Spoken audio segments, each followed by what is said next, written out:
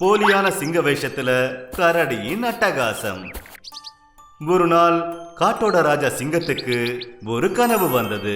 அதாவது அதோட நண்பன் பிரிட்ஜு தன்னை பார்க்க வர சொல்லி சொன்ன மாதிரி. ராஜா சிங்கம் தன்னோட நண்பனை பார்க்க போனாரு.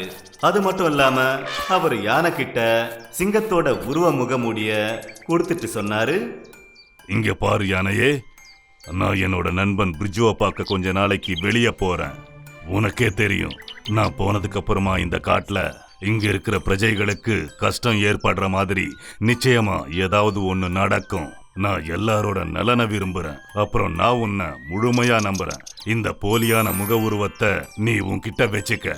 அப்புறம் என்னைக்காவது இந்த காட்டுல இருக்கிற பிரஜைகளுக்கு ஏதாவது பிரச்சனை வருதுன்னா இந்த சிங்க உருவ முகமூடிய ஏதாவது விலங்குக்கு மாட்டிவிடு. அத அவங்க ராஜா சிங்கம்னு நம்பணும். அப்புறம் அந்த விலங்கு கிட்ட சொல்லு, இந்த காட்டுக்கு உரிமை உள்ளவனா நடந்துக்க சொல்லு.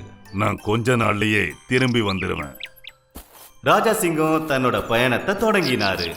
அதுக்கப்புறமா அந்த யானை தன்னோட கடமைய நல்ல விதமா பண்ண ஆரம்பிச்சது. திடீர்னு ஒரு வெள்ளை நிறத்துல இருக்கிற சிங்கம் காட்டுக்குள்ள வந்து அட்டகாசம் பண்ண ஆரம்பிச்சது. என்னது இது? நான் இப்ப என்ன கேள்விப்படுறேன்? வெள்ளை நேர சிங்கம் நம்ம காட்டுக்குள்ள வருதா? இந்த போலியான முகத்தை மாட்டிக்கிட்டு அந்த சிங்கத்துக்கிட்ட யாரால போராட முடியும்? ஓ, என்ன இது? இப்படி ஒரு பெரிய பிரச்சனையில மாட்டிக்கிட்டேனே. யானை உடனே தன்னோட நண்பனை கூப்பிட்டுடுச்சு. அதுதான் கரடி. கரடி கிட்ட அந்த போலியான முகத்தை மாட்டிக்க சொல்லிச்சு. அப்புறம் ராஜா சொன்ன விஷயங்கள் எல்லாத்தையும் அது கிட்ட சொல்லிச்சு. அதுக்கு கரடி சொல்லிச்சு, அதெல்லாம் சரிதான், ஆனா என்னால எப்படி அந்த வெள்ளை சிங்கத்துக்கிட்ட போராட முடியும்? நான் ஒன்னும் அந்த அளவுக்கு பலசாலி கிடையாதே. வேற யாராவது பாரேன். கரடி தன்னால முடியாதுன்னு சொல்லிடுச்சு. யானைக்கு இப்படிப்பட்ட வேலைய யாருக்கு ஒப்படைக்கணும்னு தெரியல. இந்த போலியான முகக்கவசத்தை மாட்டிக்கிட்டு பயமுறுத்துறது மட்டும் இல்ல, அந்த சிங்கத்துக்கிட்ட சண்டை போடணும். யானை மறுபடியும் கரடிக்கு புரிய வச்சது. இந்த வேலையை மட்டும் நீ செஞ்சினா ராஜாவோட பார்வையில நீ நல்லவனா தெரிவ கரடி. ஒரு முறை முயற்சி தான் பண்ணிப்பாரு. ஒருவேளை அது உன்னோட உருவத்தை பார்த்த உடனே அது பயந்து போய் இந்த காட்டை விட்டே ஓடினாலும் ஓடிலல்ல. நீ முயற்சி பண்ணி பார்க்காமலே முடியாதுன்னு சொல்றியே. இந்த முறை கரடி யானை சொன்னதை கேட்டுக்கிட்டு சிங்கத்தோட முகமுடிய மாட்டிக்கிட்டு வெள்ளை சிங்கம் முன்னாடி போய் நின்னுச்சு. வெள்ளை சிங்கம் பயங்கரமா அதிர்ச்சி ஆயிடுச்சு. ஏன்னா இதுவரைக்கும் அது இப்படி ஒரு வித்தியாசமான சிங்கத்தை பார்த்ததில்ல. அதாவது முகம் என்னமோ சிங்கமும் உடம்பு என்னமோ கரடியும் மாதிரி. இது ஒரு மாய சிங்கம்னு அது நினைச்சுக்கிச்சு. அதை பார்த்ததுமே அது காட்டை விட்டு ஓடிடுச்சு. அப்புறம் இது எல்லாத்தையும் பார்த்துட்டு கரடியும் யானையும் சத்தம் போட்டு சிரிச்சது. அதுக்குள்ள ராஜா சிங்கமும் அந்த காட்டுக்கு திரும்பி வந்துட்டாரு. அதுவும் சிங்கத்தோட உருவத்துல கரடிய பார்த்து அவரு அதிர்ச்சி அடைஞ்சாரு. யானை ராஜா கிட்ட எல்லா விஷயத்தையும் சொல்லிச்சு. அப்பதான் ராஜா சொன்னாரு, வாவ், இது கேட்கவே ரொம்ப காமெடியா இருக்கு. அட, இந்த போலியான முகக்கவசம் உங்க எல்லாரோட உயிரையும் காப்பாத்தி இருக்க. அப்புறம் யாருக்கும் எந்த ஒரு ஆபத்தும் ஏற்படல. உன்னுடைய இந்த புத்திசாலித்தனத்தை நினைச்சு எனக்கு ரொம்ப சந்தோஷமா இருக்கு யானை ராஜா.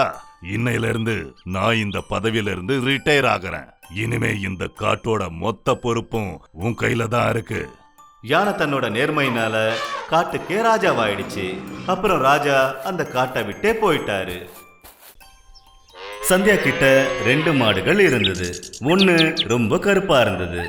அதோட பேர் தான் ஷாமா மாடு. அப்புறம் இன்னொன்று ரொம்பவே அழகா இருக்கும், அப்படியே வெள்ளை வெளேர்னு இருக்கும். அதோட பேர் தான் கோரா. கோராவும் ஷாமாவும் ரொம்ப ஜாலியா இருந்தாங்க. கோரா பாதாம் மட்டுமே சாப்பிடும்.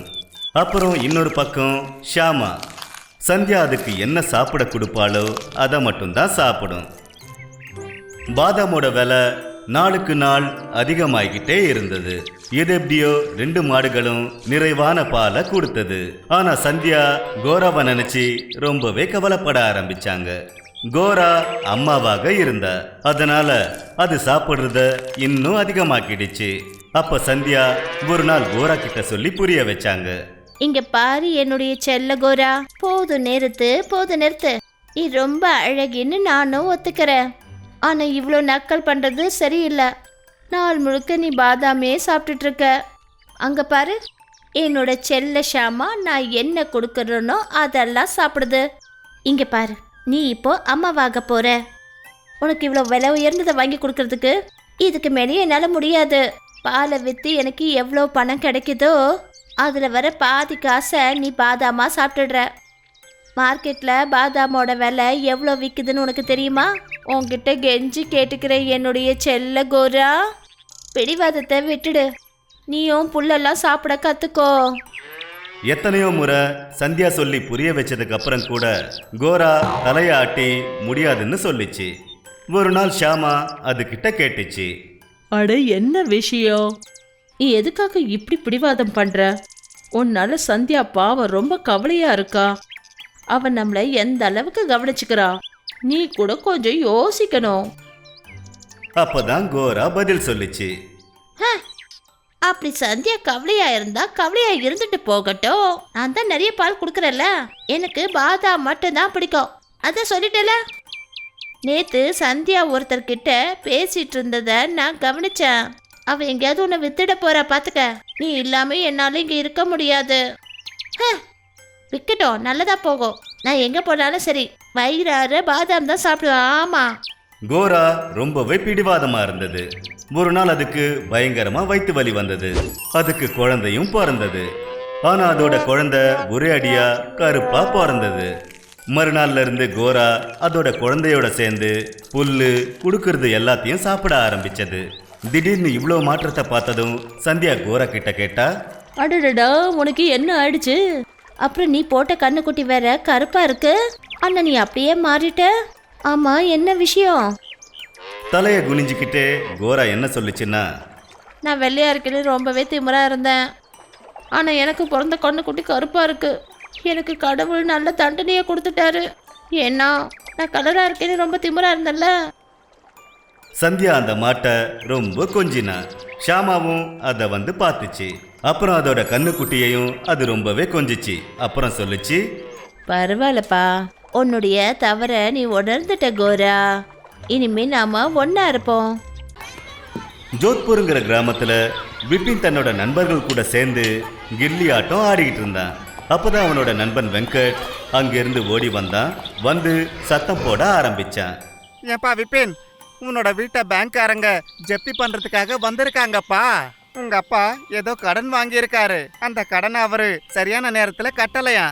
அதனால பேங்க்காரங்க சில அடியாட்களை கூட்டிக்கிட்டு வந்து வீட்டுல இருக்கிற பொருட்கள் எல்லாத்தையும் வெளியே தூக்கி வீசுறாங்க. சீக்கிரமா வா வா வா. என்னப்பா சொல்ற நீ? இந்த விஷயத்தை எங்க அப்பா என்கிட்ட கூட சொல்லலையே. சரி சரி வா, சீக்கிரமா போலாம். விபினும் வெங்கட்டும் அந்த இடத்துக்கு போனப்ப பேங்க் ஆபீசர்ஸ் உள்ள இருக்கிற பொருட்களை வெளியே வீசினாங்க. விபின் அவங்கள போய் தடுத்த போது அப்ப பேங்க் ஆபீசர் என்ன சொன்னாருன்னா, என்னப்பா இப்பதான் உனக்கு அவமானமா இருக்கா? கடன் வாங்கினா அதை கட்டவும் செய்யணும்ல. மரம் மாதிரி வளர்ந்துருக்க. ஆனா உன்னோட வயசான அப்பாவோட கடனை உன்னால அடைக்க முடியாதா? சார், எனக்கு நீங்க ஒரு மாசம் அவகாசம் கொடுங்க சார். நான் உங்க கடன் மொத்தத்தையும் அடைச்சிடுறேன்.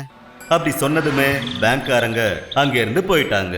விபின் அவங்க அப்பா கிட்ட பேசிக்கிட்டு இருக்கும்போது அப்பதான் ஒரு காக்கா வந்து ஒரு லெட்டரை விபின் முன்னாடி போட்டுட்டு அது போயிடுச்சு. அட, இது வந்து என்னோட தாத்தாவோட லெட்டராச்சே. அவர் இறந்து போய் பல வருஷங்கள் ஆயிடுச்சு. இதுல என்னமோ எழுதி இருக்குப்பா. அடர்ந்த காட்டுக்குள்ள ஒரு நதிய கடந்து போ. அப்போ நீ ஒரு மாய மீன் மரத்தை பாப்ப. அப்பா, இங்க பாருங்க, அதோட வரைபடமும் இங்க இருக்கு. வாப்பா வெங்கட், நீயும் என் கூட வா. நாம அந்த இடத்துக்கு போவோம். அந்த மாய மீன் மரத்துல இருந்து மீன்களை எடுத்துட்டு வந்து பணம் சம்பாதிப்போம். உனக்கு என்ன பைத்தியமா பிடிச்சிருக்கு? மரத்துல மீனா? அப்ப இந்த லெட்டர்ல எழுதி இருக்கிறத நீ நம்புறியா என்ன? சொல்லு. என்னப்பா பண்ண சொல்ற வெங்கட்? இப்பொழுதைக்கு என்கிட்ட எந்த ஒரு வழியும் கிடையாது. நீ என் கூட வா. இது போல ரெண்டு நண்பர்களும் அடர்ந்த காட்டுக்குள்ள போனாங்க. நதியை கடந்து போனதுக்கு அப்புறமா அவங்க ஒரு பெரிய பாம்பை அங்க பார்த்தாங்க.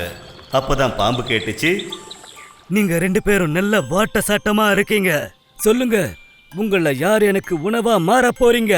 எனக்கு இப்ப ரொம்ப வயசாயிடுச்சு. அப்புறம் எனக்கு ரொம்ப பசிக்குது. அப்பதான் வெங்கட் சொன்னான், என்னப்பா இது? நான் தேவையில்லாம அவன் கூட வந்து இப்படி மாட்டிக்கிட்டேனே. உடனே விபின் என்ன சொன்னான்னா, பாம்பவர்களே, நான் வந்து இங்க ஒரு மீன் மரத்தை தேடிக்கிட்டு தான் வந்தேன். அது மட்டும் எனக்கு கிடைச்சிருச்சுன்னா நான் வந்து உங்களுக்கு உணவா மாறிடுறேன். இப்பொழுதைக்கு தயவு செஞ்சு எங்களை விட்டுருங்க. மனிதர்கள் ரொம்ப ஏமாத்துக்காரங்க. நீ சொல்றத நான் எப்படி நம்புறது? பாம்பவர்களே, நீங்க ஒரு வேலை பண்ணுங்க. வெங்கட்டுக்கு அந்த மரத்தை மட்டும் காட்டுங்க. நான் உங்களுக்கு இப்பவே உணவா மாறிடுறேன். நீங்க என்ன சாப்பிடலாம். எல்லாருமே நான் சொன்னதுமே பயந்து ஓடிடுவாங்க. ஆனா நீ ஒருத்தந்தான் தைரியமா இங்க நிக்கிற. எனக்கு என்ன தோணுதுன்னா நீ உண்மையான நேர்மையான மனுஷன்னு தோணுது. அதோ அங்க பாரு, மாய மீன் மரம். உனக்கு எவ்வளவு மீன் தேவையோ அங்க இருந்து எடுத்துட்டு போ. பாம்பு அப்படி சொன்னதுமே அந்த இடத்துல ஒரு மாய மரம் மீன்களால நிறைஞ்சி அந்த இடத்துல தோன்றுச்சு. அப்புறம் அந்த பாம்பும் மறைஞ்சிருச்சு. அப்பதான் விபினும் வெங்கட்டும் மீன்கள் எல்லாத்தையும் கொண்டு வந்து மார்க்கெட்ல வித்தாங்க. இது போல ஒரு மாசத்துக்குள்ள விபின் பேங்க்ல வாங்கின கடன் மொத்தத்தையும் அடைச்சிட்டான். அப்புறம் அவங்க முன்னோர்களோட வீட்டை மீட்டெடுத்துட்டான்.